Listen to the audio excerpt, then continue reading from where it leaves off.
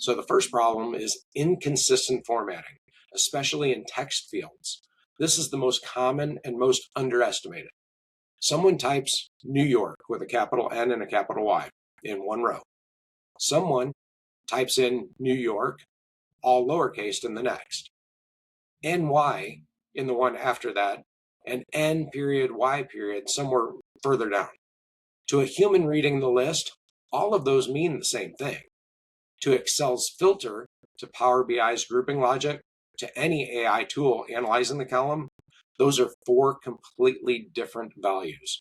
Your New York records will never aggregate correctly. Your regional analysis will be fragmented and wrong, and nobody will realize why. The same thing happens with names. Dr. Patrick Jones with a capital DR period, capital P, capital J in one cell. Patrick Jones in another with a capital P, capital J. Jones, comma, Patrick in a third.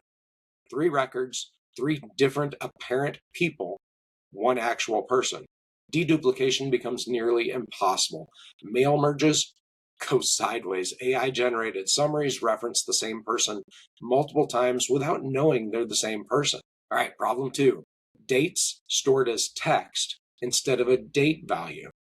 So this one is subtle but devastating for analysis. If you type a date as text, January 15, 2024, it looks like a date. But Excel cannot do date math on it. It cannot sort chronologically. It cannot calculate how many days have passed.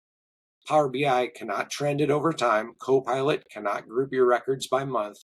And the telltale sign is that the cell is left aligned instead of right aligned in Excel. Dates and numbers right aligned by default. Text left aligns.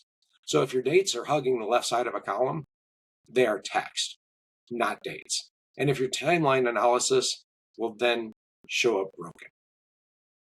All right, problem 3, multiple pieces of information crammed into one cell. So John Smith Chicago active is all in one cell. Or March 15, 2024 $1,200 paid all together. It reads fine to a human, and it's completely unworkable for any analytical tool. You cannot filter by city if city is embedded in a free text string with a name and a status.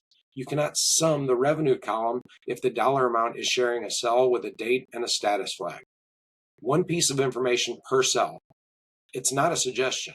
It's the foundational rule of structured data. Now, problem 4, totals and averages living in the data body, not at the bottom. So someone adds a subtotal row in the middle of the data set, maybe after each department section or each quarter. It looks tidy and organized to the person who built it.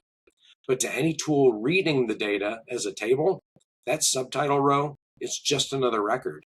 The totals get included in the averages. They get counted as data points. The grand total ends up double counted because the subtotals were already included in the individual records that were summed. Power BI pulls them in as data. Copilot includes them in its summary. The analysis is corrupted quietly and completely.